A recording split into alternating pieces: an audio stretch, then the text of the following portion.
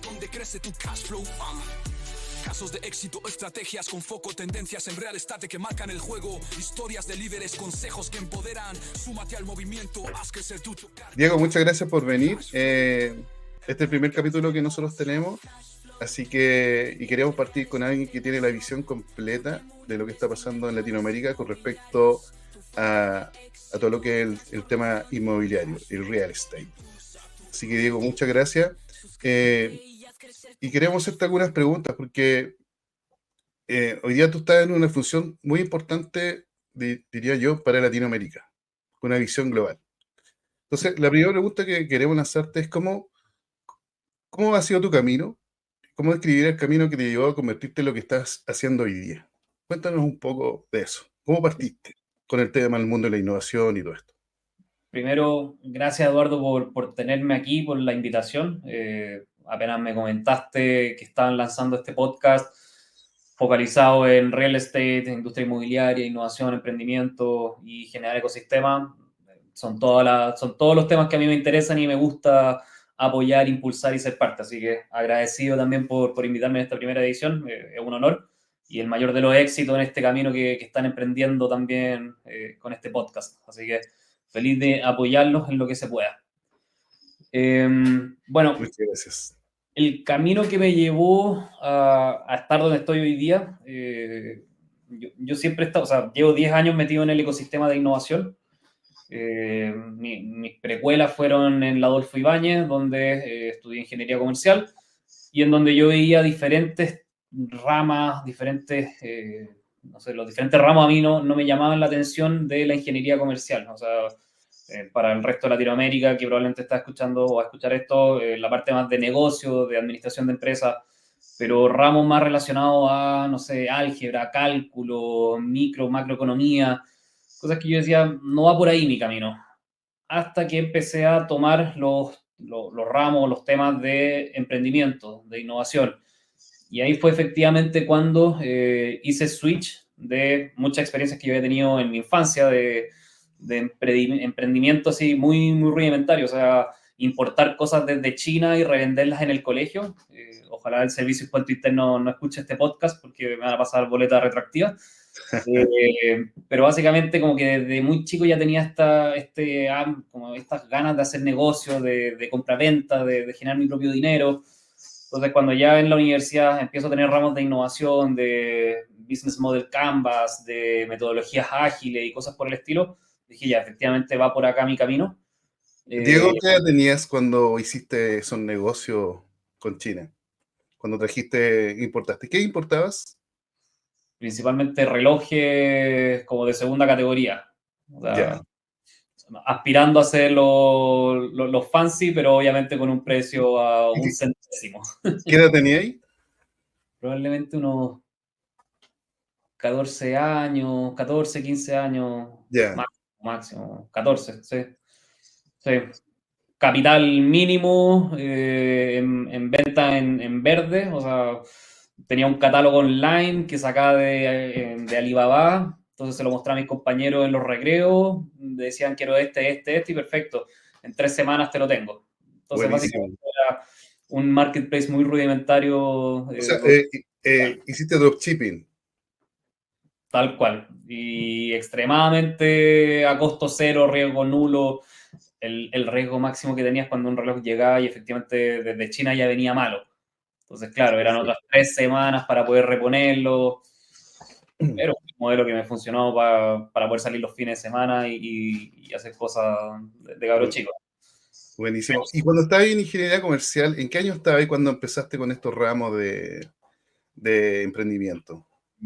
Ya era el 4.º año, como a los 22, 23 años ya empecé a tomar estos temas de innovación. Yo participé también de como una incubadora que tenía la Adolfo Ibáñez, que se llamaba Garage País, y que básicamente era eso, era como extra programático, donde nos enseñaban ciertas temáticas, ciertas habilidades del mundo del emprendimiento. Tomé una iniciativa, algo que me motivaba mucho, que era el tema del deporte y el tema de la salud, y creé todo un modelo de negocio para una aplicación móvil donde vinculaba esto para deportistas de alto rendimiento. Yo toda mi vida siempre fui muy deportista, soy muy deportista, Entonces, como que traté de crear esa solución tecnológica con toda esta metodología que nos impartía GarageBand. Y nada, gané el premio del primer lugar, me gané, no sé, ya ni me acuerdo qué beneficios, pero nada, como que me dio los cimientos como para decir, ya, efectivamente esto es un proceso de emprendimiento desde el modelo de negocio, la gestión del producto, la parte de la experiencia del usuario, la parte del marketing, con un plan de marketing, de go-to-market.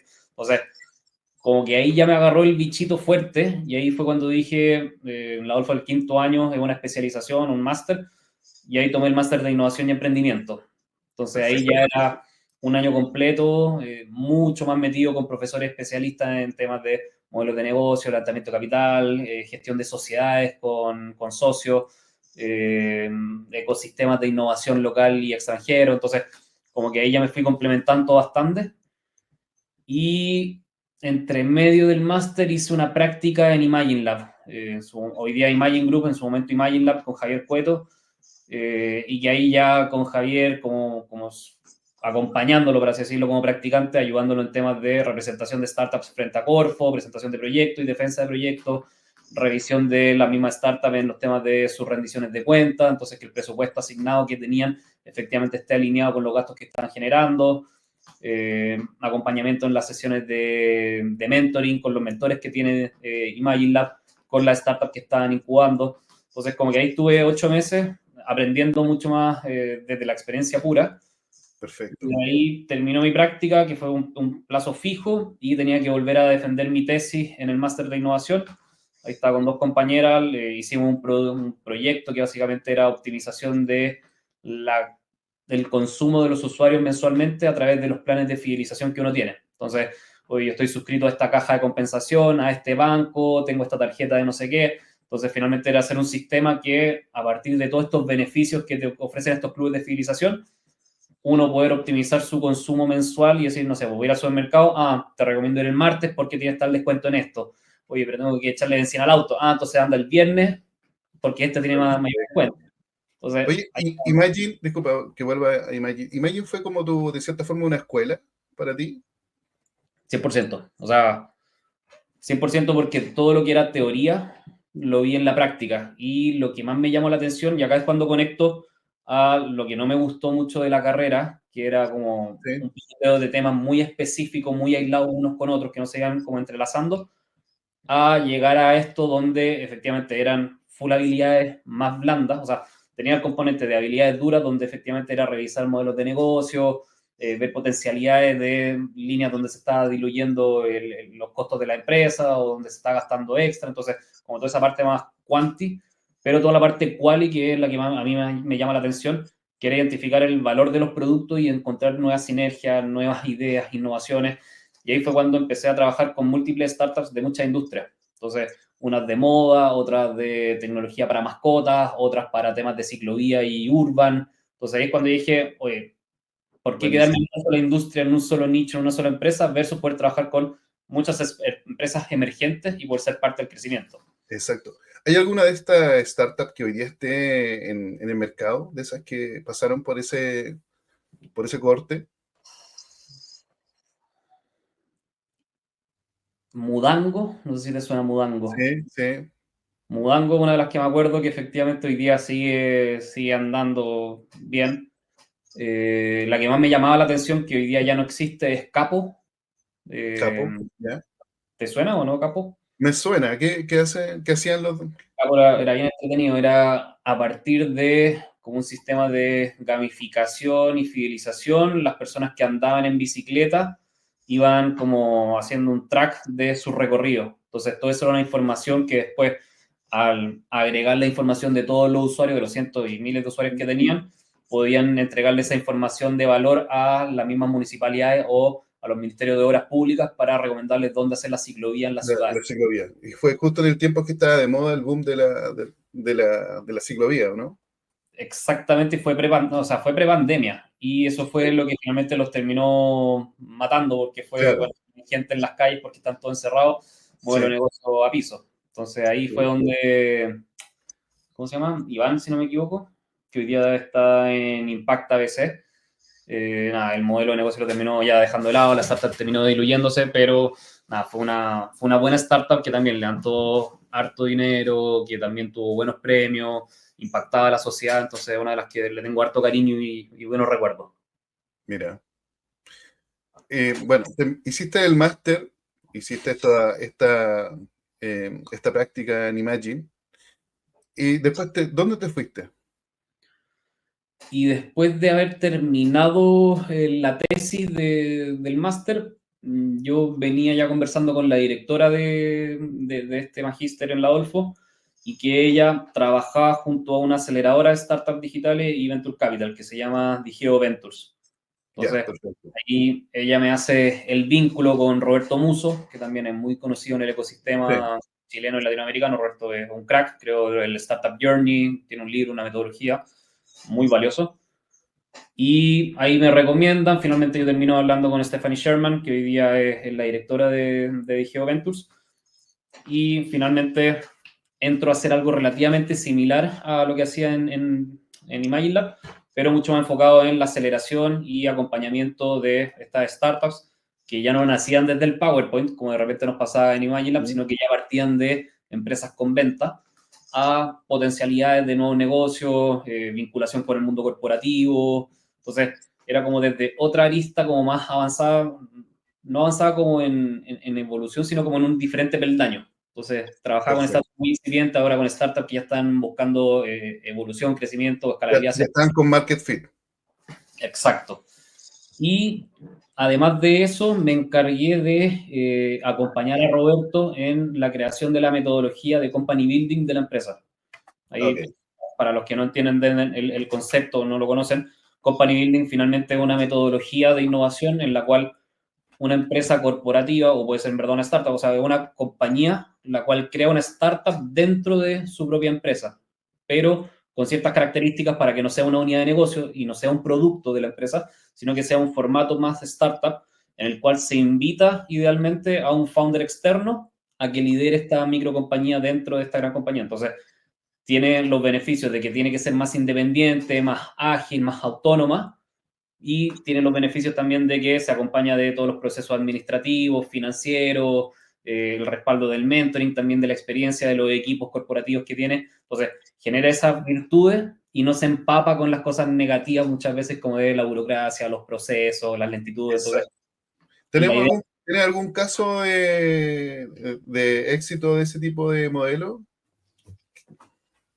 no sé si es que va a ser un éxito, porque, o sea, para mí fue un éxito, hoy día los medios lo están tildando de fracaso, que esto de auto. Ya, El aplicativo sí, que nace de GIL, que es el company building de Kaufman. Entonces, Auto finalmente nace con una marca independiente, con un público independiente, pero con todos los beneficios y sinergias que Kaufman, por ejemplo, con la claro, gestión de automóviles, les podía facilitar o permitir para que ellos adquiriesen flotas a un menor costo. Entonces, sí. es un caso que para mí fue me Pero emocionó. ¿cuántos años duró Auto? ¿10 años? Sí, más o menos. No Sí, encontró cómo lograr, o sea, todavía no entiendo la razón de fondo. Según ellos sí. no lograron el break-even y una escalabilidad así robusta, pero era un modelo que para mí era completamente escalable y estoy esperando que alguien tome la idea y la ejecute nuevamente. O sea, da una solución muy fuerte a una problemática que la gente tiene realmente y que en verdad se está utilizando. Entonces, no logro identificar realmente dónde está la problemática que no les permitió, o tal vez vender mayor participación de la empresa, o cambiar de repente el equipo a otras habilidades que sean de expansión, de crecimiento, verlo en otros países. No sé. Claro. Algo faltó ahí. ¿Y tienes alguna otra en mente o que se haya gestado en algún momento de este tipo de compañía? Desde Digebo, que Digeo tenía como una línea de negocios en su momento, hoy día ya estoy un poco desconectado, entonces no sé en lo que están, que ellos hacían estos productos, pero ellos eran muy fuertes en la parte de comercialización de ingresos recurrentes a través de SMS. Imagínate esto, o sea, A ya través de estamos SMS.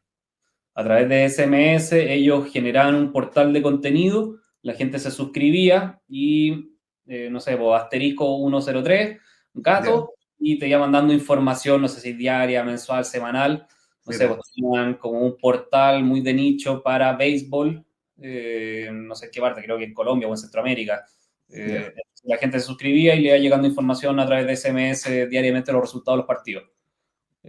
Cosas Mira. de ese estilo. Entonces, en ese momento Digeo se centró en ese tipo de temáticas. Después yo hice toda la parte de la metodología. No sé, creo que eran 16 pasos desde la identificación de una oportunidad, todos los procesos que internamente tenía que vivir la compañía, y después en un momento donde ya se tomaba la decisión de invitar a un founder externo a que tomase participación de esta empresa que se estaba creando y que lo pudiese llevar en su propia metodología. Entonces, eso fue algo que trabajamos durante, no sé, creo que 6 meses, lo establecimos, lo documentamos, lo entregamos, y yo no estuve ahí mucho tiempo, o sea, yo creo que estuve incluso, si es que un año. Un año en Digeo. Un año en Digeo justo, porque se me dio una muy buena oportunidad de ser como quien ayudase a crear un área de estrategia corporativa en Cencosud. Cencosud Holding latinoamericano, con, no sé, múltiples unidades de negocio, el mejoramiento del hogar, tiendas por departamento, supermercados, retail financiero, centros comerciales y el Venture Capital, pero que eso salió varios años después. ¿Y esa unidad dónde estaba alojada en Cencosud? ¿En qué área? ¿En el corporativo? Claro, en el corporativo, que es transversal a toda la unidad de negocio, y ahí justamente el objetivo era, a diferencia de otra área que ya existía de estrategia corporativa, que era muy de, no sé, como personas que iban a hacer MBAs a otras partes del mundo y que volvían con mucha teoría, pero no necesariamente con las habilidades de ejecución como en la tecnología.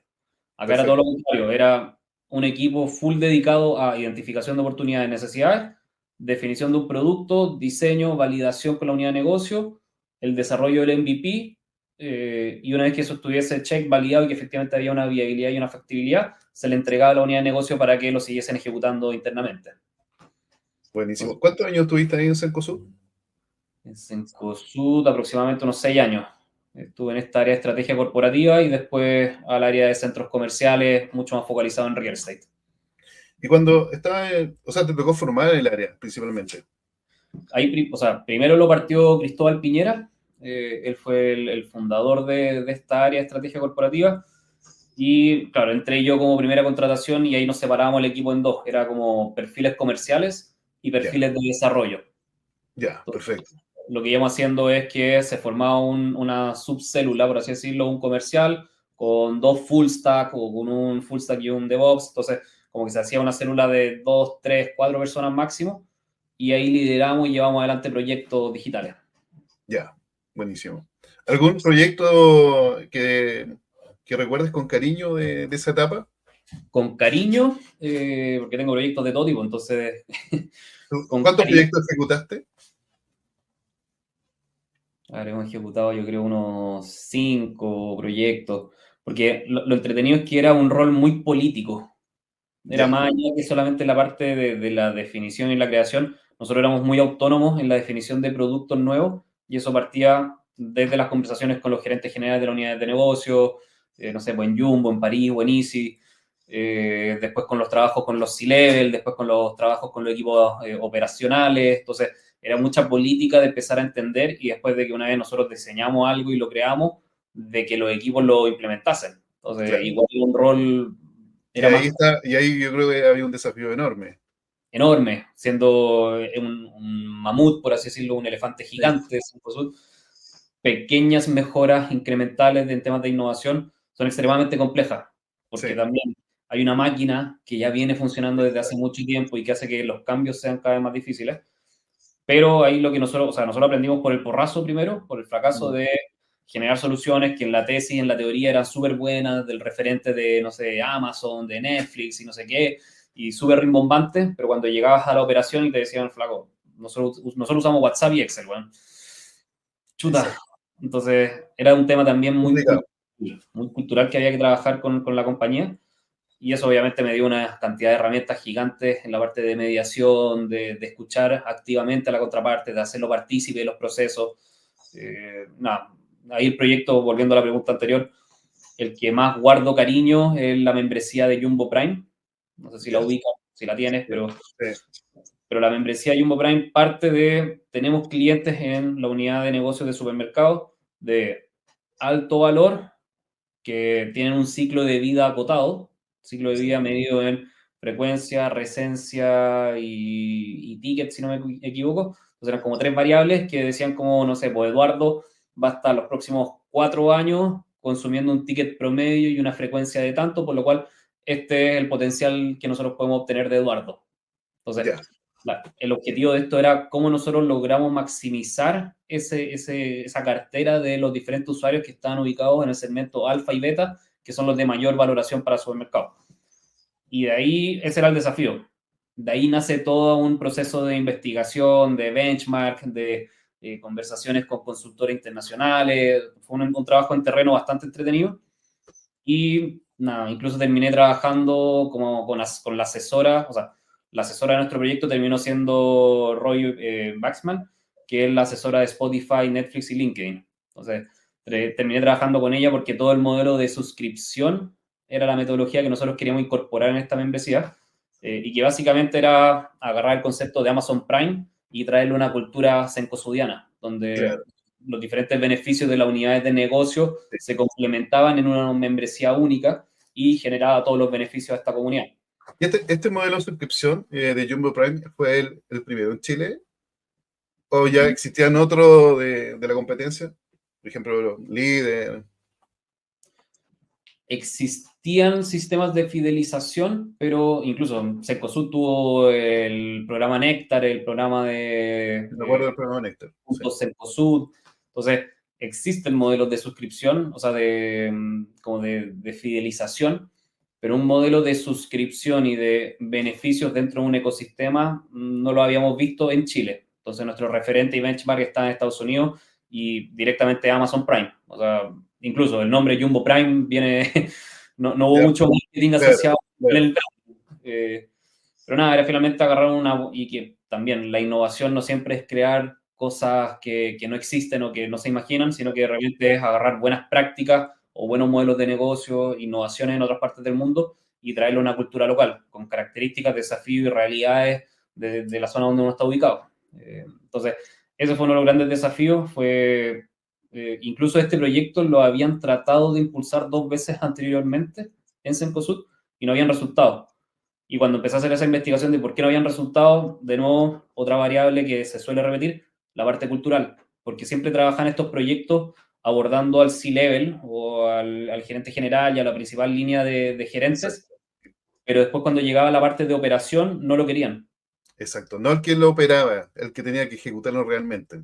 El que lo ejecutaba no le gustaba, no lo entendía, no estaba alineado a sus KPI, a su incentivo. Entonces, con ese feedback, nosotros partimos al revés, partimos desde la base. Entonces, ¿quiénes son efectivamente los que van a estar teniendo más trabajo a partir de que nosotros implementemos esto? Y a partir de eso empezar a entender cuáles son sus KPI, por qué cosas lo estaban midiendo, y a partir de eso empezar a hacer que la membresía fuese un beneficio tangible para ellos y que pudieran observar el impacto que esto tenía. Y también hacerlos parte del proceso. O sea, reuniones quincenales con ellos mismos, con los equipos operativos, para que ellos vayan dando feedback, nuevas ideas, recomendaciones. Y entonces el producto se fue construyendo, por así decirlo, y no despectivamente, pero desde abajo hacia arriba. Entonces, cuando después terminaba hablando con los jefes, con los gerentes, era como, oye, pero todo tu equipo ya ha valido esto. Y ya tenemos los números, ya tenemos los KPI, ya tenemos las métricas, o sea, toda esta información entregada por tu equipo. Entonces, como que la fricción era mucho menor y decían como que ya avancemos. ¿Y ahí quién eran los responsables de operar en ese sistema? ¿Los cajeros? ¿La gente de atención al cliente? El equipo logística. El equipo logística. Porque el principal costo operativo eran los despachos, porque esta es una membresía que cuesta $30, 30.000 pesos aproximadamente, era 25 en su origen, por 6 meses. Entonces era una membresía que a nivel costo uno tenía que realizar 2 despachos y medio mensuales, no, un despacho y medio mensual aproximadamente, para que la membresía fuese... Pero eso se pagaba.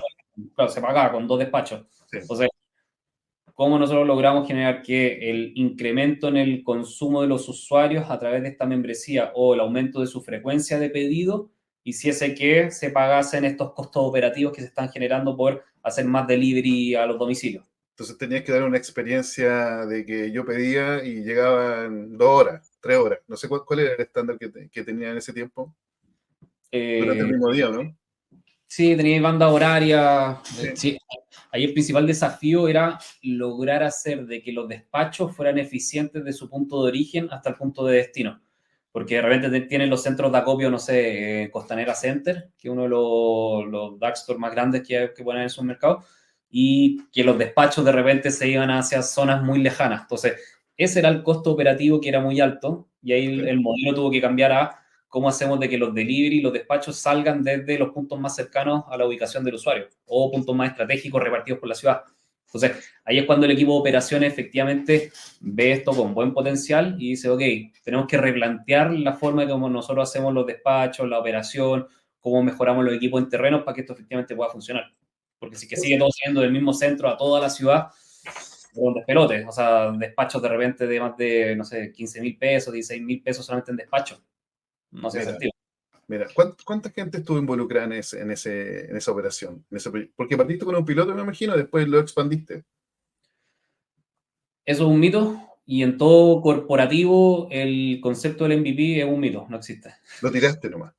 O sea, yo no conozco corporativo que parta siendo realmente un MVP, a menos de que tengan áreas muy especializadas en innovación. Ya, porque esto fue un MVP que nació con dientes, hablando y caminando. O sea, no partió pateando. Entonces, porque también había un concepto, y eso es de la marca, que eso se lo celebro mucho a Cencosud, del tema de la excelencia. Entonces, no podíamos lanzar un producto que dañase la imagen corporativa del grupo, que efectivamente, y sobre todo supermercados, que ahí Jorge Polman, el fundador, estaba muy focalizado en la parte de la excelencia operacional, que todo fuera pulcro, que todo funcionase bien, la experiencia del usuario. Entonces, no podíamos sacar un MVP que no cumpliese los mismos estándares que la marca estaba proponiendo. Entonces, ¿te tocó interactuar con él? Sí, un par de reuniones de presentación al directorio, al gerente general de su momento, y que finalmente esto, al ser también un proyecto que le pegaba a una estrategia corporativa, las presentaciones eran con ellos, las validaciones eran con ellos. Incluso, de hecho, esto inicialmente iba a ser Cenco Prime, como una membresía global de toda la unidad de negocio, y estratégicamente se terminó acotando a Jumbo Prime, porque ahí efectivamente es donde se veían las mayores sinergias, porque lo que te pasa es que después uno compraba, no sé, pues en París, buenísimo, un refrigerador, y ese costo operativo de despacho de 3.000 pesos ya no se podía mantener. Claro, entonces, exacto. Ahí cuando el directorio terminó tomando la decisión de que no fuésemos solamente por una unidad de negocios, que es la que en verdad generaba los ingresos y las potencialidades, y eventualmente irlo escalando hacia la otra unidad de negocio. Buenísimo. Sí. Muy buenísima experiencia. Entonces ese sería tu proyecto regalón. El regalón, sí. Regalón. Hoy día ya está en 4 países, si no me equivoco. Hoy día representa una tasa muy importante de los clientes de e-commerce. Entonces, como que las métricas terminaron avalando el proyecto y esto fue creciendo. Y hoy día es un modelo de negocio que efectivamente genera ingresos, genera incentivos comerciales hacia los usuarios. Entonces, está bien validado. Y lo más interesante es que esto lo partimos. Me acuerdo, el Jonas, que era como el líder tecnológico, el Dani, que era el full stack, Pancho, que era el de UX UI, y yo. Entonces éramos 4 PG lagartos que hicimos todo este proyecto, y que claro, era con palitos de maqueta que lo terminamos construyendo, pero que efectivamente nació caminando. Y hasta hoy día el mismo branding, la misma comunicación, el mismo portal. Entonces, nada, deja un poquito de orgullo también esos productos que uno crea en corporativo y que se siguen manteniendo, es que efectivamente la tesis se cumplió. Claro, es parte del legado que estás construyendo, ¿cierto? Exactamente. Y me gusta pensar eso, independiente que hoy día ese proyecto, a mí me dijeron ya, ¿te quieres quedar haciéndote cargo 100% del proyecto y hacerlo crecer? Y dije, no, prefiero agarrar a otro equipo, capacitarlo, entregarle este proyecto para que otra persona con más habilidades en crecimiento, en growth, lo pueda tomar y efectivamente sacarle el jugo. Y yo vuelvo a lo que a mí me gusta, que es pensemos en nuevas oportunidades de negocio y partamos construyendo desde cero. A mí eso es lo que me apasiona. Entonces, ahí efectivamente yo hice el traspaso, por así decirlo, y partí de cero. Oye, bueno, de ahí te pegaste el salto a donde estás hoy día. De ahí pasé al área de centros comerciales de Cencosud. Claro, de ahí pasaste a la área de centros comerciales. ¿Y ahí en centros comerciales cuánto tiempo estuviste? Ahí estuve 3 años. Ya, o sea, estuviste 9 años en Cencosud. Estuve 3 en corporativo y 3 en la parte de centros comerciales. 3 y 3, 6, ya, perfecto. Y ahí en centros comerciales, la principal función también era implementar innovación en el tema de los centros comerciales. Sí, esto nace por tema de crisis social y pandemia. puertas de los centros comerciales se cierran y aproximadamente, no sé, creo que como el 70% del ingreso, o menos, como el 60% tiene un factor variable por el flujo de gente que va al centro comercial. Entonces, si que el mall está cerrado, no va gente, se te va al carajo el modelo de negocio. Entonces, justamente ahí con Germán Cerrato, que era el gerente general de su momento, como que conversamos de qué es lo que se puede hacer. Porque ahí lo que terminaba pasando es que se veía lo que estaba haciendo la competencia, un Parque Arauco, un Mall Plaza, y que están haciendo proyectos digitales porque ya venían con equipos de innovación o equipos de tecnología conformados hace más de 3 años en ese momento. Entonces, ya venían con una metodología, con un proceso. Entonces, a diferencia de esta parte de Cencosud Shopping Center, no lo tenían y trataban muchas veces de replicar proyectos sin un equipo especializado. Entonces, acá sin desmerecer, pero alguien de operaciones, alguien de arquitectura y alguien de seguridad, por ejemplo. Y trataban de hacer un proyecto de delivery al auto, o sea, de drive-thru. Y tú decís, si es que no hay metodología, si es que no hay procesos, si es que no hay conocimiento en desarrollo y se subcontrata a una consultora externa para desarrollarlo, pero no se tienen buenas historias de usuario, no se conoce cuáles son los incentivos de las personas, no se hace una investigación en terreno, te termina saliendo un Frankenstein. O sea, el proyecto no tenía ninguna viabilidad, se implementaba y no funcionaba. Entonces, ahí es cuando decimos, o sea, agarramos esa experiencia y nuevamente, trabajando con diferentes perfiles dentro de la compañía, como una fase más como de consultoría, por así decirlo, de parte mía, que a mí me piden cómo tomar este proyecto, empiezo a darme cuenta de que había como una frustración de que siempre se mencionaban las otras marcas y nunca era esta marca la que aparecía en el mercado como reconocida. Entonces, hay como un bichito, como un incentivo a querer liderar y no ser los secundones, o los que sí. Y ahí es cuando dijimos, ok, tenemos que crear un músculo de innovación que sea autónomo, que pueda crear productos digitales, que trabaje transversalmente con todas las áreas de esta compañía en particular, y que el foco principal sea la tecnología. Entonces ahí es cuando ya me dicen, ya, ok, pero ahora sí tienes que venir a hacerte cargo de esta iniciativa, o sea, no podéis pasar. Entonces ahí fue como que entro como líder de innovación y transformación, porque justamente lo que quise darle era, los primeros 6 meses fueron 100% trabajo cultural. Con los equipos, quién en las diferentes áreas. Esto es una industria, o sea, el real estate es una industria extremadamente operativa. Y operativa incluso en la experiencia del usuario. Entonces, los guardias, la gente de limpieza, los equipos de marketing en terreno con las activaciones, los equipos comerciales con la gestión de nuevos locales del centro comercial. Entonces fue todo un proceso en donde la primera contratación, que fue Victoria, fue principalmente con el objetivo, ella una diseñadora gráfica, fue hablemos de innovación, pero hablemoslo visualmente. Entonces, no hablemos de negocio, no hablemos de, no sé, los forecasts, no hablemos de nada de esa parte, sino que todas las ideas potenciales que estamos observando con Victoria era llevarlos a maquetas visuales en herramientas, no sé, en Figma, o sea, finalmente solamente diseño UX UI, y a través de eso empezar a conversar con los equipos para, oye, ¿qué te parece? ¿Usaríamos esto? ¿No usaríamos esto? ¿Qué podemos hacer para mejorar esta otra parte? Entonces, a través de un elemento, un lenguaje visual, fuimos que los equipos entendiesen lo que innovación quería hacer y a partir de eso se empezaron a involucrar. Y cuando ya teníamos ese check de, ok, entendemos lo que quiere hacer innovación, hacia dónde va esto, ahí recién empezamos a construir productos digitales. Y de ahí la máquina nos paró, o sea, lanzamos, creo que fueron más de 18 proyectos digitales en esos 3 años, de todo tipo. Mira, de todo tipo. ¿Hay alguno de estos productos que me imagino que hay varios que estén andando? ¿Hay alguno que recuerdes que tuvo éxito?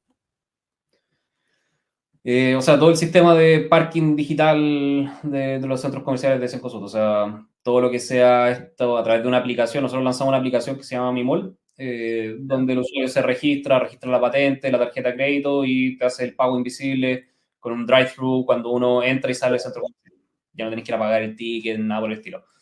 No es la gran innovación, pero ya era igualemos la cancha.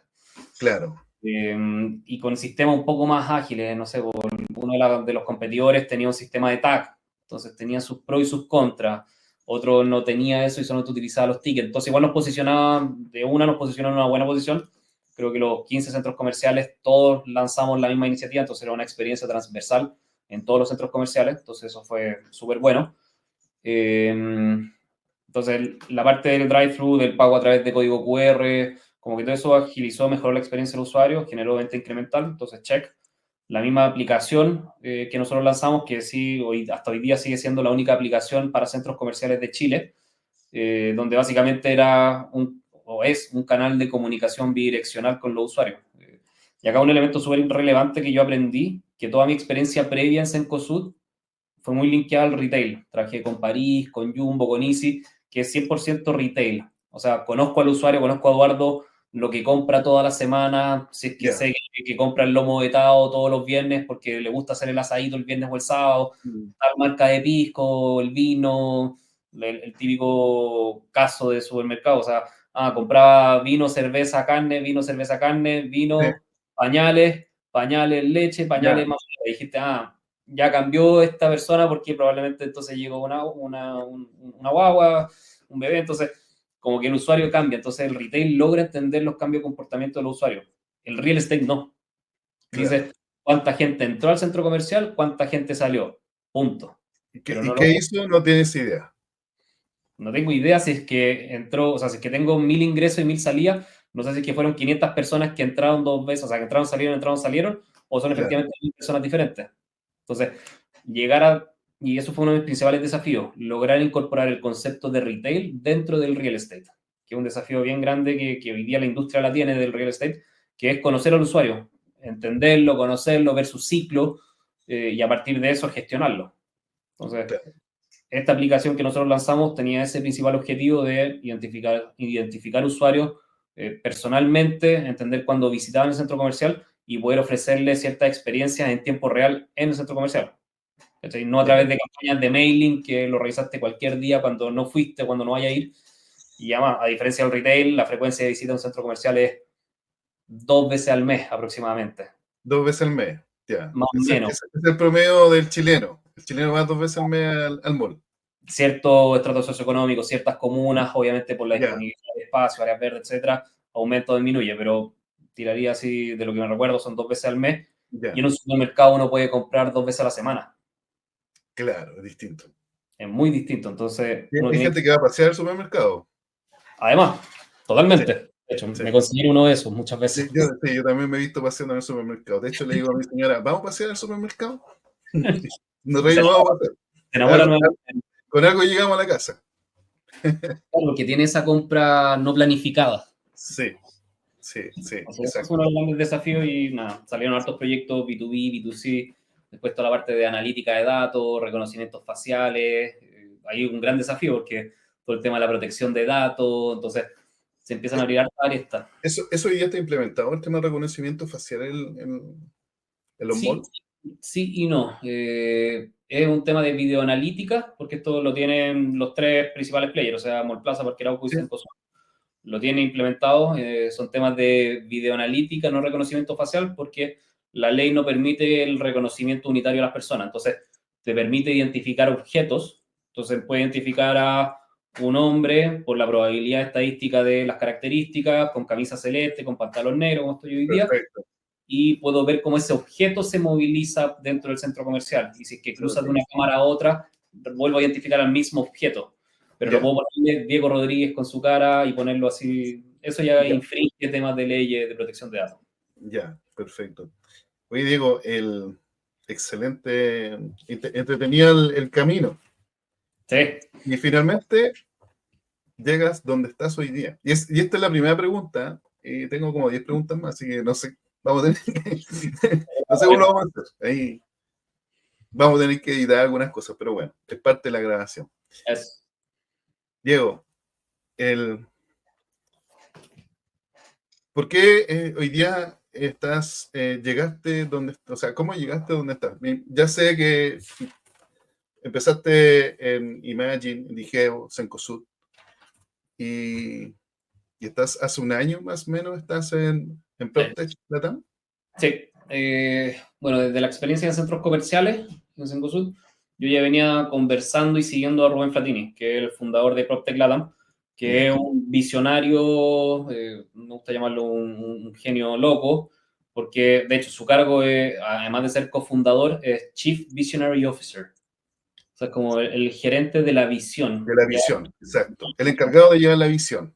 O sea, siempre mirando, nunca viendo la parte operativa, siempre viendo a años plazo. Entonces, su rol es estar 2, 3 pasos más adelante. Entonces, yo a Rubén ya lo seguía en redes sociales, él tiene un perfil muy de influencer en el tema de innovación y tecnología en real estate. Y con Rubén yo ya venía conversando porque de repente, no sé, estando en la parte de centros comerciales, le pedía datos de alguna startup en alguna de estas temáticas que íbamos desarrollando, o iba a estar de speaker en un evento y yo iba específicamente a escucharlo porque tiene un buen relato en temas de innovación y tecnología.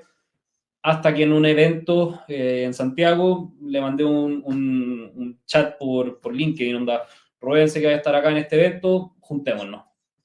Ya, perfecto, nos tomamos un café, conversamos, me presentó un par de personas del ecosistema, genial. Y pasando el tiempo, yo salgo de Cencosud y Rubén me dice, oye, vente conmigo porque tú conjugas muy bien la parte de emprendimiento y startups, más ese paso por el capital de Digeo, que también agarra ciertos conocimientos ahí, y toda la parte de innovación corporativa. Entonces, con esas 2 aristas, por así decirlo, 3 aristas, vente a PropTech LATAM, a un ecosistema que no es solamente Chile, que no es solamente centros comerciales, sino que te hables a todo tipo de real estate en todos los países de Latinoamérica, para que justamente logres ser esta bisagra para conectar al mundo corporativo que quiere hacer innovación, pero no sabe cómo, con las startups que quieren llegar al corporativo, pero no saben cómo. Entonces, mi rol finalmente es un orquestador y una bisagra entre estos 2 ecosistemas para que se fomente y siga avanzando el ecosistema PropTech, como Property Technology o todas las tecnologías aplicadas a este mundo del real estate. Entonces, así es como llego a PropTech LATAM como director de innovación y nada, fue evolucionando el tema hasta llegar hoy día en Propel Nexus, que si quieren más adelante ahondamos de eso. Te voy a hacer algunas preguntas con respecto a eso. Interesante el camino que has tomado. Hoy día aquí tienes esta visión del ecosistema PropTech. Te quiero hacer una pregunta que la voy a mostrar acá. ¿Qué habilidades consideras clave para liderar proyectos en el ecosistema? Y aquí hablaste un poco del tema de la habilidad blanda. Así que me imagino que por ahí va el tema. O sea, y lo puedo separar como en 2 partes esta pregunta. Si es que efectivamente nos focalizamos en la parte de PropTech, significa que estás trabajando dentro de la industria del real estate o en los derivados del real estate. Entonces, para mí es fundamental tener conocimientos de esta industria porque es extremadamente específica. A diferencia de, por ejemplo, la banca, no sé, en Chile el 90% de la gente es bancarizada y conoce lo que es una tarjeta de crédito, conoce lo que es sacar plata, conoce lo que son, no sé, lo hipotecario, los fondos, los mutuos, etc. Entonces, como que conoce la industria de la banca. Lo mismo el retail, uno es usuario y consumidor constante del retail. En el real estate uno no necesariamente, o sea, uno vive en una casa, pero no necesariamente la construye, no necesariamente la comercializa, no necesariamente la... O sea, entonces, como que en el real estate uno no tiene por qué tener toda esa experiencia. Entonces, cuando hablamos de habilidades claves para hacer proyectos dentro del ecosistema real estate a través del PropTech, para mí es tener experiencia dentro de la industria. O haber sido un estudio de arquitectura, de diseño, una constructora, una inmobiliaria, un operador, un administrador, un facility. O sea, hay muchos roles dentro de la cadena de valor, por así decirlo, real estate.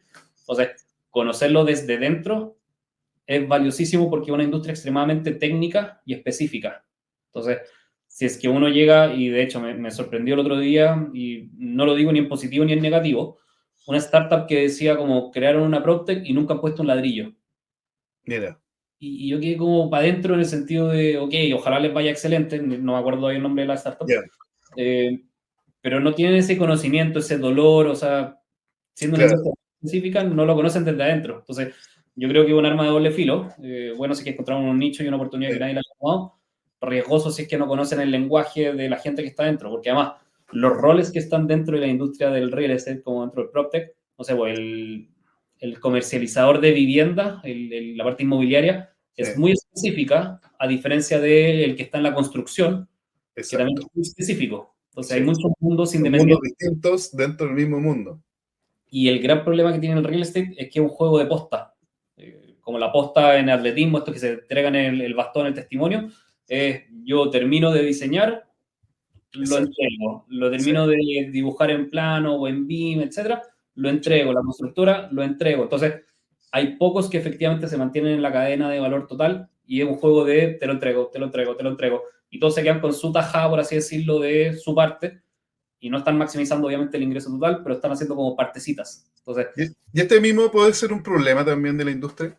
totalmente. Este muy, digamos, en silo.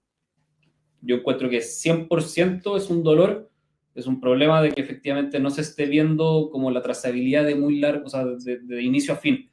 Y que incluso el fin para muchos es, ok, la vendo. Pero ¿qué es lo que pasa después con la experiencia del usuario que la habita, la reventa, Sí. la tasa de, o sea, cuando la vida útil, cuando se termina un activo inmobiliario, qué es lo que pasa? No se está haciendo cargo la constructora inicial ni el arquitecto inicial.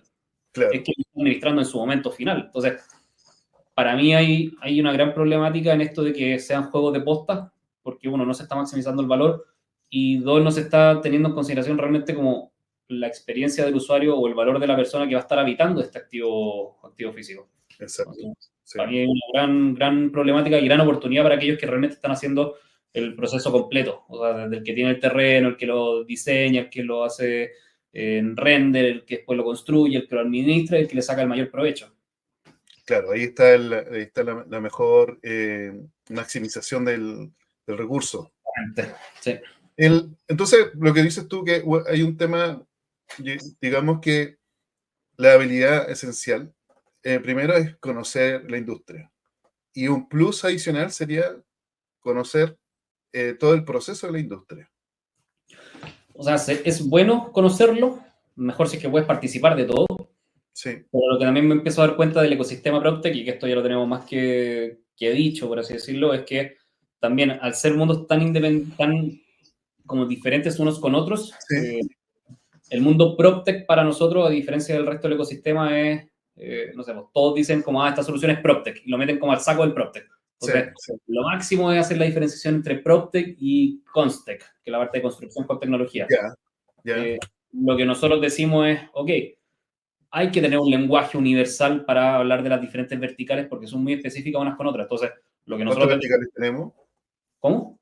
¿Cuántos verticales tenemos? O sea, nosotros desde PropTech Latam nos tomamos la patudez también por el background que tiene Rubén y Andrea, que son los fundadores de PropTech Latam. Acá me sumo al éxito, pero no me lo quiero apropiar. Es que hoy día PropTech para nosotros es el concepto macro, es como el paraguas, y dentro de PropTech nosotros lo separamos en 9 verticales. Entonces, Constech es una de las verticales. Real Estate Management, o sea, gestión y administración de activos, mucho más enfocado al facility, a la parte operacional, a la parte de eficiencia. Otra vertical, la parte urbanística, más vinculado a las ciudades, a la ciudadanía. Otra vertical, FinTech. Generalmente la gente separa FinTech de PropTech. Y cuando vemos los estudios, hay como una especie de entre de 15 a 20% de las startups FinTech son en real estate. Entonces, es una vertical bastante valiosa el FinTech dentro del PropTech. Y no queremos decir que todo el FinTech está dentro del mundo PropTech, no, un subconjunto. Claro, hay una intersección ahí entre medio. Entonces, nosotros los separamos y tenemos un mapa publicado. De hecho, en mi LinkedIn, para los que me sigan o puedan buscarme, lo tengo ahí publicado como en destacado en primero. Entonces, tenemos 9 verticales y dentro de esas verticales 46 categorías, que esa es como la versión 2 del mapa que venimos trabajando ahora, que son mucho más específicas, porque también nos damos cuenta de que la parte inmobiliaria, como Inmotech, que nosotros lo llamamos, o sea, la comercialización de un activo a través de realidad aumentada, es muy diferente a tecnologías BMS, que es para la parte más de Real Estate Management, o la parte de BIM, que es la parte de Constech. Entonces, al entender de que las soluciones son tan específicas unas versus otras, es que tenemos que tener un lenguaje que las separe y las administre de manera correcta. Y no decir, ya, vamos a traer PropTech, y traes una de tokenización, una de realidad aumentada y una de reutilización de escombros. O sea, no hablan entre ellas, son diferentes. Claro, exactamente, no hablan entre ellas, son totalmente distintas. Hoy día, por ejemplo, ¿cómo definirías el momento actual de PropTech en Latinoamérica? ¿En qué estamos? Para mí es el momento más entretenido de todo. Maravilloso. Eso es lo positivo. Y es el momento más entretenido, yo creo, porque ya pasamos esa curva donde era mucho porrazo y estrellarse contra la muralla, y hoy día ya estamos viviendo el momento en donde deja de ser la startup yendo a buscar al corporativo todo el rato y portazo, y ya es ese momento donde la transición está haciendo de que sea el corporativo que tiene más interés de meterse a trabajar con la startup, porque se dan cuenta de que efectivamente la evolución los pilló, la sociedad está demandando diferentes cosas, no sé, las tendencias globales, macroeconómicas, ya están haciendo que los corporativos de real estate tengan que mutar. Entonces, se dan cuenta de que en el ecosistema startup hay mucho valor. Entonces, yo creo que ya estamos pasando ese momento de transición donde el corporativo que tiene más interés de trabajar con la startup. Entonces, para mí eso es lo más interesante. Y también hay un gran interés entre Estados Unidos y Europa de venir a mirar lo que está pasando en Latinoamérica. Entonces, en ese sentido, hay grandes potencialidades en temas de inversión. Hay muchas startups que desde, no sé, diferentes partes del LATAM están escalando hacia México, hacia España, los principales puentes. Entonces, yo creo que es un momento en donde ya pasamos la curva como de porrazo y aprendizaje y ya estamos empezando una curva de aceleración. A mí ese es como podría describir el estado actual del PropTech en Latinoamérica. Perfecto. Esto, si lo pudieras mapear en el tiempo, ¿hace cuánto se inicia esta industria? O sea, es que el real estate como concepto, y no me acuerdo de qué podcast lo escuché, de algún podcast lo saqué y no me quiero ser el dueño de la frase, pero el real estate existe desde la prehistoria cuando los aborígenes trataban de encontrar una ruca o una cueva para refugiarse. Entonces, exacto.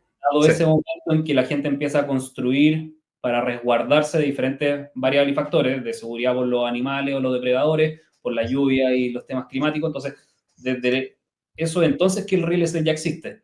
Pero si ¿Cuándo aparece la palabra PropTech? ¿Cómo nace PropTech?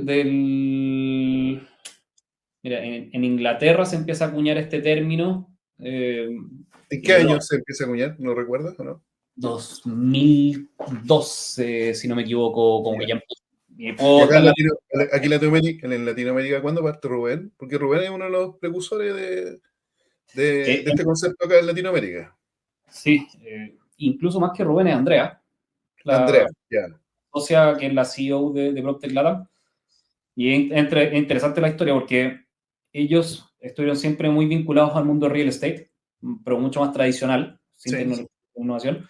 Rubén siempre fue un apasionado en temas de tecnología, entonces siempre estuvo metido en varios temas.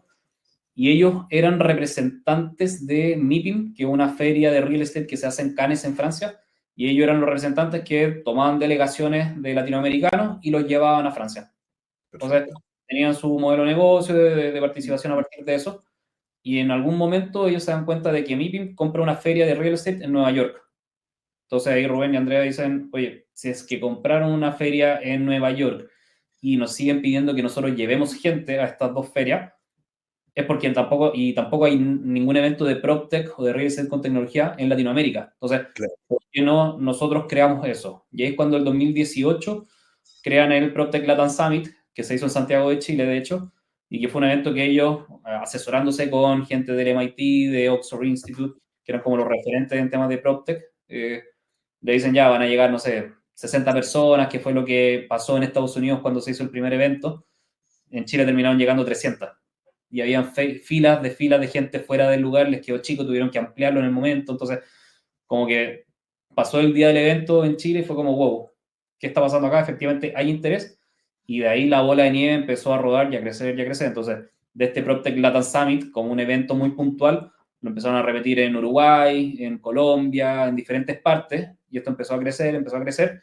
Y eso termina siendo que desde el 2018, que fue el primer evento, a hoy día, ya pasamos a tener 4 eventos, 3 que son una vez al año y uno que es itinerante por toda Latinoamérica, que ya hemos hecho 7 ediciones y proyectamos 10 ediciones de acá hasta junio del próximo año. Entonces, un evento que va tocando todas las principales capitales y otras 4 productos, por así decirlo, enfocados en contenido, en educación, en conversación de C-Levels y en la parte de consultoría. Entonces, de un evento, hoy día migramos a ser un ecosistema que tiene múltiples soluciones para todo este, valga la redundancia, ecosistema entre corporativos, inversionistas, startups y juntando a la educación y a los gobiernos. Buenísimo, buenísimo. Es la evolución natural que ha tenido este movimiento y ha sido, la verdad es que ha sido importante. Yo que soy parte del ecosistema, sigo Rubén hace algunos años y también te permite tener una visión de hacia dónde van las cosas. Y con respecto hacia dónde van las cosas, ¿cuáles son las tendencias tecnológicas que hoy día están transformando el sector?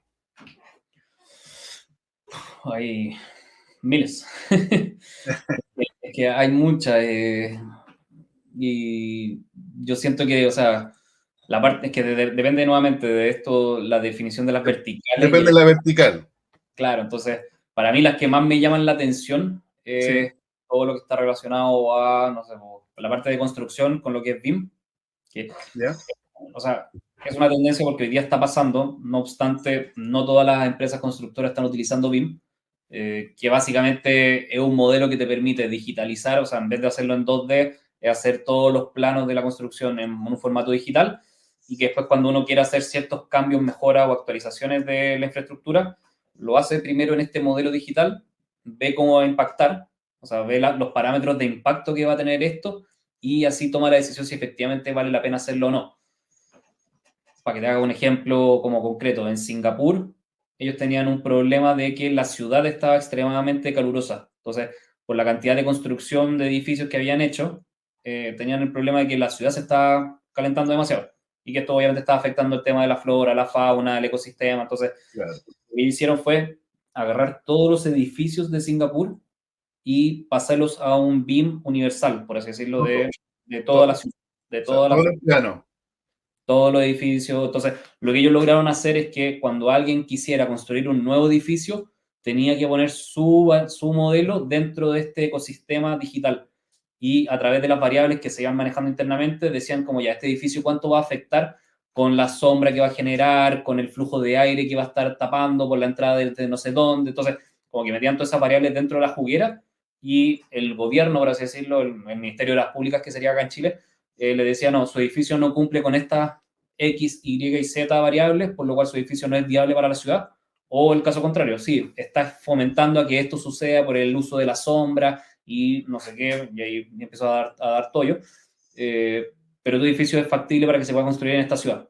Entonces, a partir de eso es que una metodología BIM puede ser muy predictiva y no nos encontremos con los problemas después de que ya está construido el inmueble. Entonces, para mí BIM es cómo se tienen que hacer las cosas y hoy día una de mis recomendaciones, cualquier persona que quiera estudiar algo relacionado al mundo de la construcción, desde ya empieza a estudiar BIM, porque todo va a llegar un momento en donde todos los países van a empezar a decretar que va a ser una obligación construir bajo metodología BIM. O sea, ya hay algunos que lo están implementando.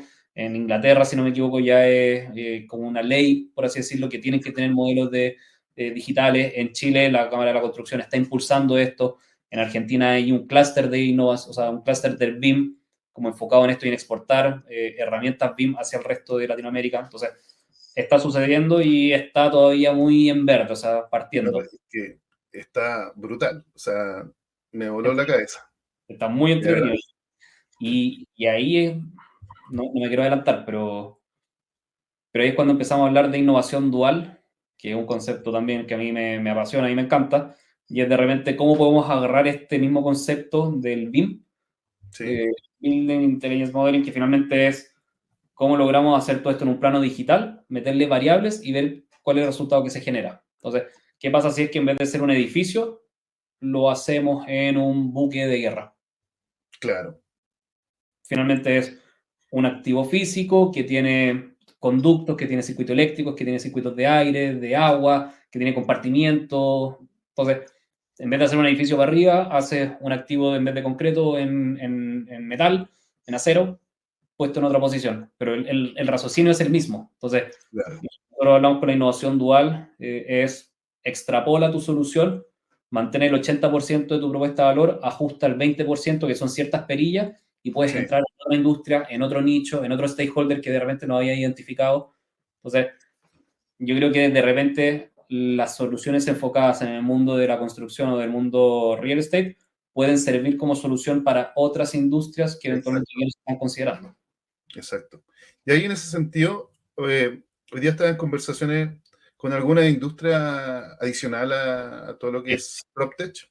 Sí, y nos damos cuenta de que la parte del real estate es muy cercana a la parte financiera de los bancos, a los seguros y a la parte del retail. Entonces, yo creo que esas son como las tres industrias que hoy día estamos más cerca o más conectados y que finalmente me ha pasado de repente que yo hablo con bancos y me dicen, ya, pero es que yo no soy real estate.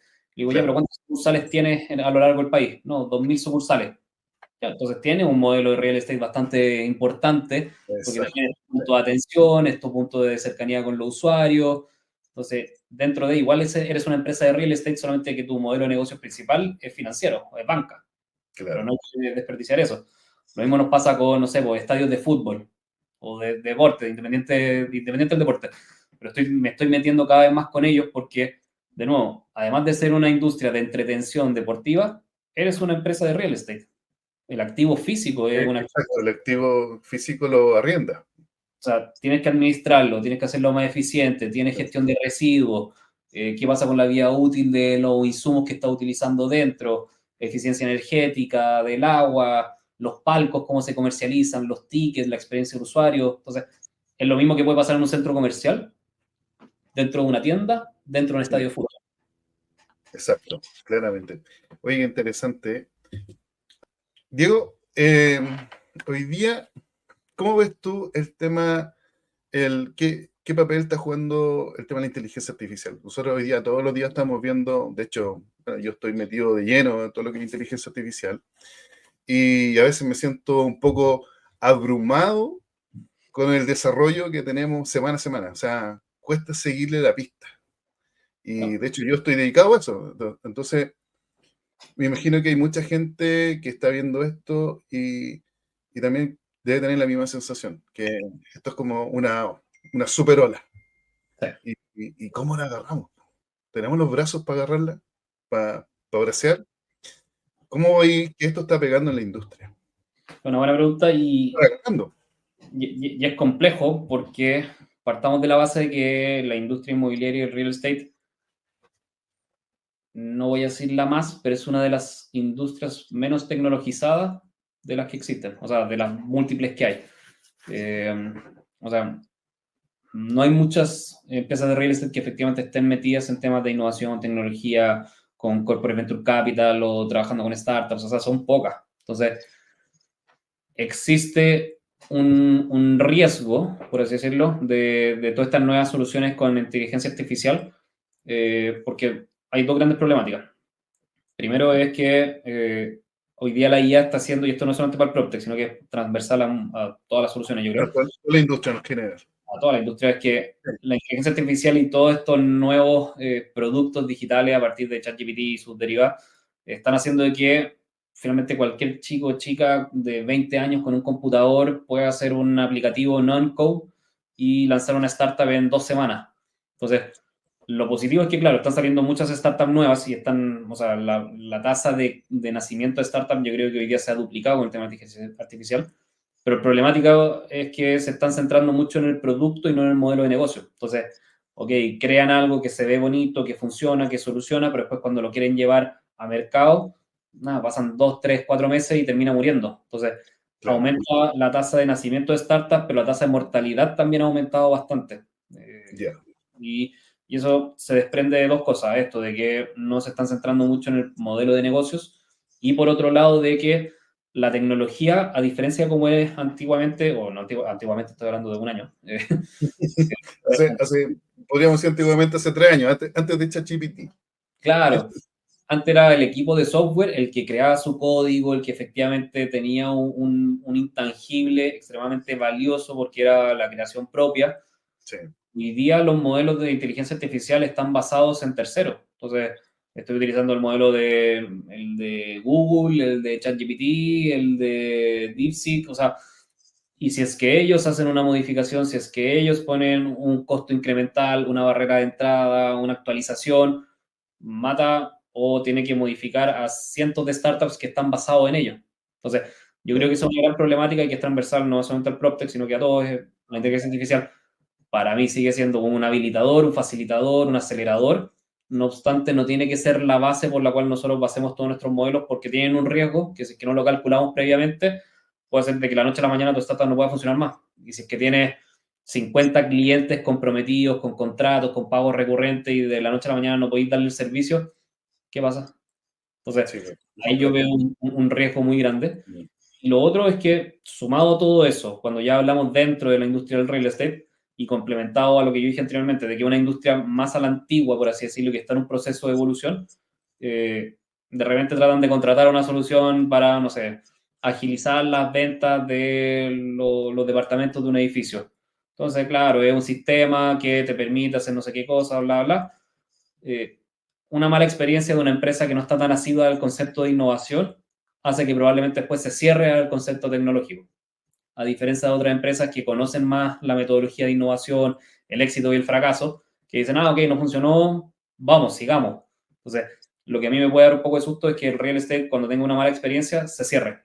Y diga, ya, esto efectivamente no es para mí, la innovación no sirve, esta no es la industria, siendo que efectivamente sí la es, sí hay procesos, sí hay metodología, pero no quiero que la inteligencia artificial, con estas dos variables potenciales de que haya poca preparación en el modelo de negocio y que su tecnología no esté basado o no esté resguardada, puede hacer de que le estemos dando una mala experiencia a una industria que hoy día más necesita de tecnología, pero también necesita seguridad, porque es una industria que se mueve en ciclos mucho más largos, mucho más lentos, pero mucho más estables. Entonces, en esa como seguridad o calma que le gusta al real estate, este tema de la evolución constante y la agilidad puede ser más complejo. Claro, puede ser complejo. Puede que no lo acojan con la misma forma que otra industria. Definitivamente, o sea, el retail es así, consumo, rápido. Sí, Estos son ciclos. Sí. Te quiero, con respecto al tema de la inteligencia artificial, de estas 9 verticales que estás viendo, en qué vertical están apareciendo más empresas con este tipo de tecnología? Buena pregunta. En la parte más de inmobiliaria, en la parte más de comercialización, porque efectivamente yo siento, y lo que estoy viendo, lo que he visto, es que la parte como Inmotech, que nosotros lo llamamos como la parte más inmobiliaria, comercialización de activos inmobiliarios, suele ser menos, y quiero que se tome con mucha altura de mira, no quiero llevarme detractores de este primer Vamos a podcast. sacar una cuña de acá. No. Pero la parte más inmobiliaria suele ser una parte menos profesionalizada. Menos profesionalizada. Porque no hay como realmente una escuela donde te enseñen a comercializar activos inmobiliarios. Hay cursos, hay capacitaciones, pero si es que tú quieres construir, tienes que ser acá en Chile ingeniero civil y licenciado en obra. Si es que quieres administrar, generalmente algo de operaciones, de procesos, de negocio, pero cuando quieres ir a comercializar, tienes que meterte en la escuela de la venta. Exacto. Y es muy diferente cuando tienes que ir a vender una juguera, cuando tienes que ir a vender una casa de cientos de millones. Entonces, en ese sentido, todo lo que es inteligencia artificial, yo creo que está impulsando mucho en la formalización, la mejora en la experiencia de estos procesos de venta y en la automatización o aceleración. Entonces, ¿qué es lo que pasa muchas veces? Yo hace un par de meses con mi señora estuvimos en proceso de búsqueda de casa y yo, teniendo un niño chico que todavía es guagua, o sea, tiene 7 meses, mi día parte a las 5:30 de la mañana haciendo deporte para estar un rato con él, empiezo a trabajar a las 7, además PropTech Latam tiene horarios desde, no sé, pues México, -2, o sea, +2, a, no sé, pues, Colombia, Perú, Bolivia, entonces nosotros finalmente tenemos un uso horario, por así decirlo, de trabajo desde más temprano hasta más tarde, porque nos tenemos que ir moldeando, por así decirlo, con los clientes. Entonces, desde las 7 de la tarde, trabajando hasta, no sé, por las 7 de la tarde, o sea, 7 de la mañana, 7 de la tarde. Entonces, ¿en qué momento voy a ver una propiedad? Después de que ya comí con mi señora, después de que ya terminé de hacer las cosas del hogar, cuando ya estoy acostado en la cama y saco el computador un par de segundos a buscar una propiedad, pero eso ya son las 10 de la noche, 9 de la noche.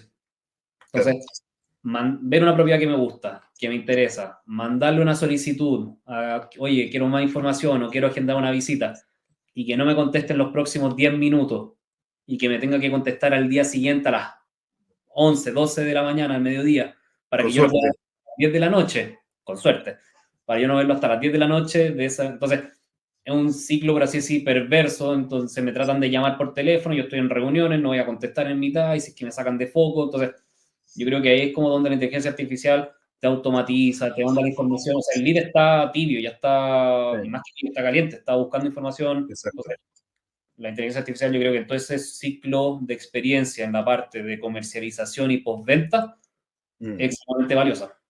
Sí, oye, que bueno que tocaste ese tema, porque justo es el tema que nosotros estamos trabajando, así que... Lo sé. Hay mucho valor. De hecho, hoy día mismo estaba haciendo unos videos que hablaban de eso. Por ponerte el dato, el promedio de tiempo de demora de la industria es 48 horas. Terrible. 48 horas. Y el 70% de los leads no puede ser contactado, porque efectivamente les pasa lo que a ti te pasa. Te llaman cuando estáis trabajando. Sí.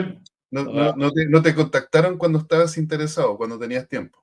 Claro, y el medio, obviamente depende del tipo de propiedad y todo eso, pero es como gran volumen de gente busca una propiedad y la propiedad la administra una o dos personas que tienen que dar abasto a todas esas personas. Entonces, sí, que siga siendo la misma persona a través de WhatsApp que tenga que contestar 20 otros números para decirte, no, ya se reservó, o no, vamos a estar haciendo una muestra masiva tal día en tal horario.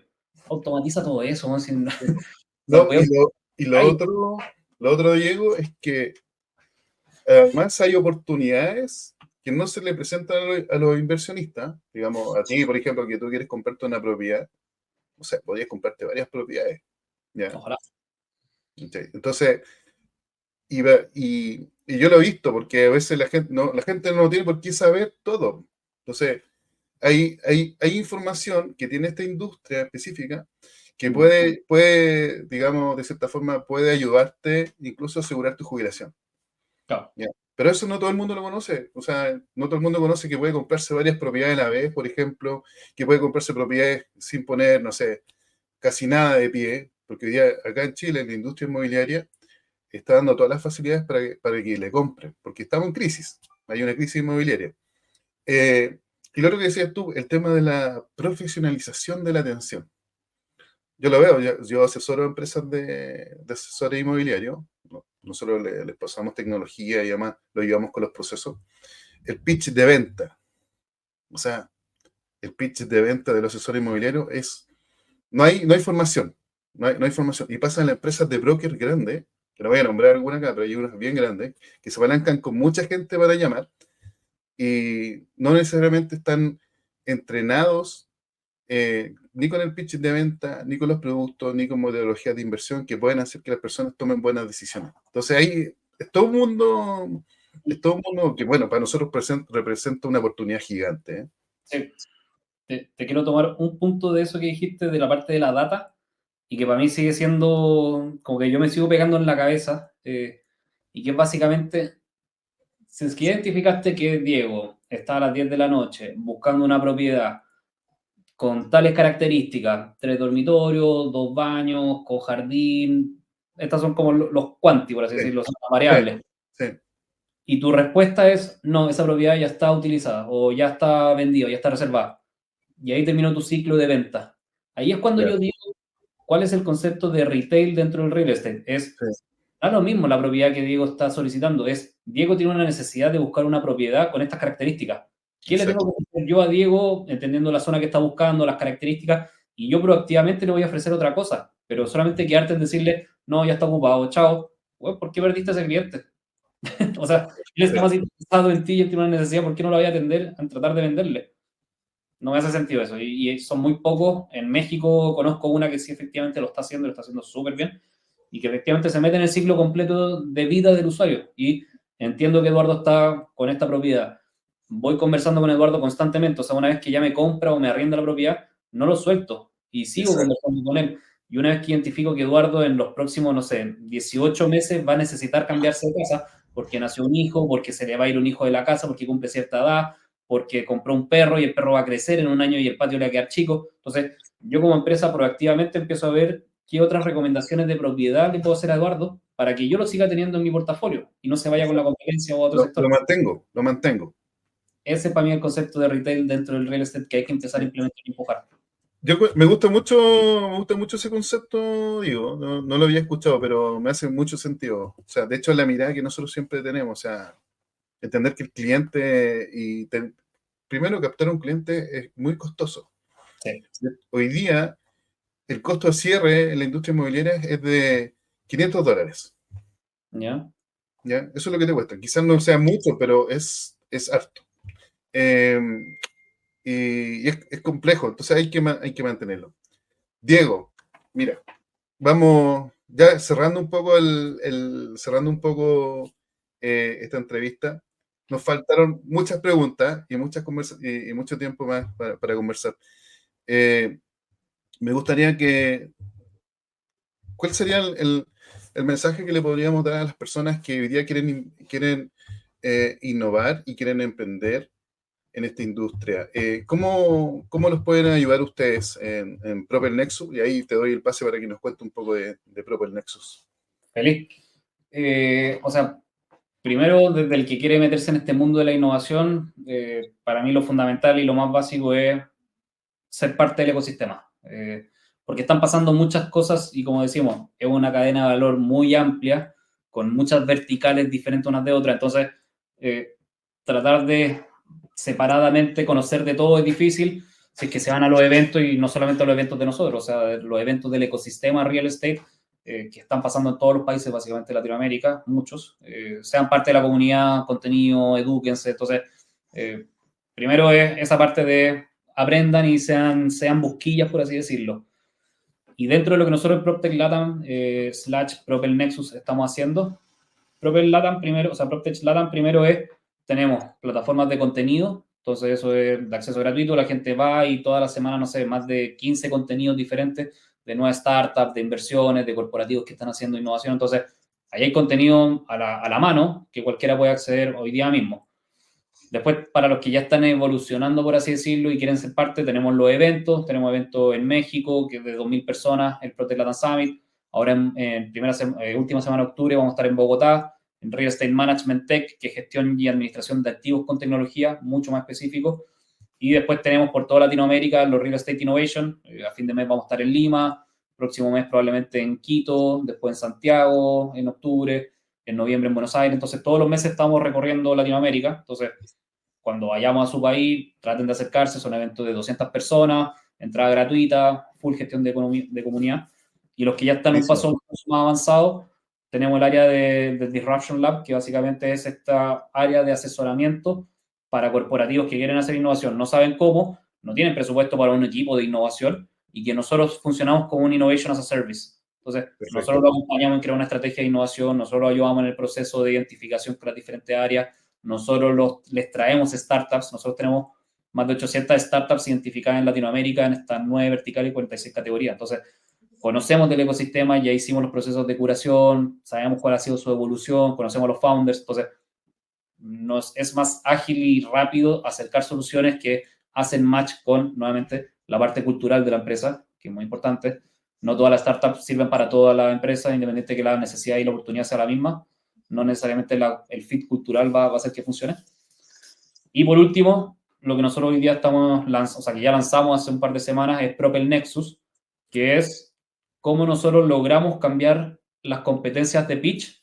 Y cuando yo hago mi propio pitch, hago las malditas competencias de pitch, porque son competencias que para mí, en más de 10 años de estar metido en el ecosistema de innovación, no sirven. No sirven porque, primero, no se hacen por negocio, se hacen por entretención. O sea, se sube a un grupo de founders a que hablen rápidamente, en 3 minutos, todo lo que ellos tienen que ofrecer, a un jurado, que también al llamarlo jurado es porque efectivamente quieren rankear a la startup y hacerlas competir entre ellas. Entonces, no estamos fomentando ecosistema. Y entre el jurado que no estudia, que no se prepara, con la startup que de repente no están preparadas, entonces se da una dinámica que muy pocas veces funciona. Y una audiencia que no entiende casi nada, mira, aplaude, se va. Entonces, a los founders les prometemos grande audiencia, pero no son leads calificados. Al jurado les prometemos que son jurados internacionales, pero en verdad no tienen ninguna implicancia con la startup. Hacemos premios que muchas veces no se materializan o no sirven. Entonces, Propel Nexus viene a cambiar viene a implementar una metodología a través de los eventos de pitch. Lo que nosotros estamos impulsando son espacios de auténtica conexión, donde nosotros conformamos comité de diferentes empresas, no sé, o alguien de la banca, de seguros, de retail, de real estate y de logística, por ejemplo.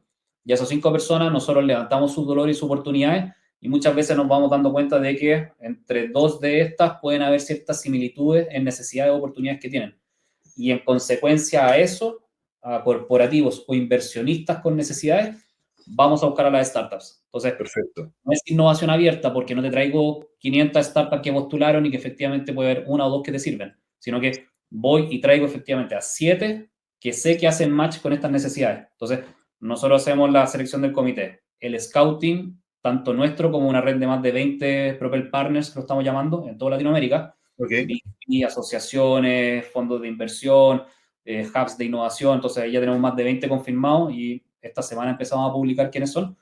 Y a través de ese scouting traemos las soluciones y ahí recién hacemos una fase de mentoring, que es que la startup se prepare de mejor forma a que su pitch sea perfilado a la necesidad del comité y no sea, que no sea el mismo pitch que han repetido en los últimos 50 eventos. Buenísimo.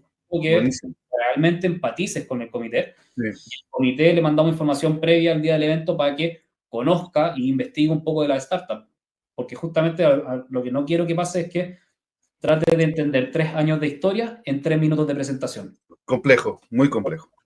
No se puede, simplemente no se puede. Entonces, se preparan previamente las dos partes de la moneda y la instancia o el evento de pitch es una excusa para que se pongan cara y empiezan a ver el cómo sí hacer negocio. Entonces, sí, el Pitch Day o el Propel Nexus Day es como ya la excusa para que se conozcan, presentaciones y networking. Y de ahí nosotros acompañamos el proceso. Desde ya podemos participar en Propel, en Propel, ¿cierto? Todas las startups. 100%. Y va a depender, obviamente, de que el comité tenga las necesidades que se alinean a la startup. Exacto. De ahí parte todo. De ahí parte todo. Ya lo hicimos. Sí. Y a algunos corporativos ya estamos viendo para hacer un Propel Nexus in company. Entonces, los del comité son diferentes áreas de la empresa, no sé, marketing, comercial, operaciones, y ahí nosotros vamos a hacer este scouting de soluciones, pero a un corporativo en particular. Pero eso ya es cuando hay como un modelo más evolucionado que lo quiere solamente para ellos. Y hoy día ya lo hicimos en Panamá hace 3 semanas que fue el lanzamiento oficial. Vamos a estar en Lima ahora a fin de este mes con Yogi Plaza, que es uno de los centros comerciales principales de Perú, con un cowork que lanzaron que se llama el G-Work. Y ya estamos proyectando, como te decía, esto en Colombia, que lo vamos a hacer en Google, que tenemos un partnership con Google también, en Santiago y en Argentina para este año. Buenísimo. Diego, muchas gracias por participar en el primer capítulo de nuestro podcast. Podríamos haber seguido conversando, pero por temas de agenda sé que tienes que entrar en otra reunión. Así que, nada, te damos las gracias. No sé si tienes algo más que decirnos, que aportar. Sí, feliz. A todos más que invitados, obviamente, a seguir las redes sociales de PropTech Latam. Como les decía, contenido, información, vínculos de valor. O sea, el que en verdad quiere empaparse en este ecosistema tiene que estar presente. Las comunidades digitales son súper valiosas, pero los negocios pasan mayoritariamente en el aspecto presencial. Entonces, dado que nosotros somos un vehículo que está pasando por todos los países, por la mayoría de las grandes ciudades, acérquense a nosotros, vean cuándo va a ser el próximo, planifíquense. Y es un elemento más proactivo que reactivo hoy vengo la próxima semana, chuta, ya no alcancé o el presupuesto no dio. No, planifiquémoslo con tiempo y ahí el equipo comercial está a plena disposición para ayudar a las diferentes marcas con los diferentes objetivos. Exposición, conocimiento, vinculación, negocio. Entonces, ahí nosotros también nos vamos amoldando a la estrategia que tiene cada una de las startups o cada uno de los corporativos y lo acompañamos en este proceso de incorporar más innovación y más tecnología. Así que todos más que invitados a seguirnos en redes sociales y obviamente nada, a disposición para un café, otro podcast o cualquier conversación. Buenísimo, Diego. Muchas gracias. Que estés bien. Chao. Éxito. Gracias. Suscríbete y haz crecer tu cash flow.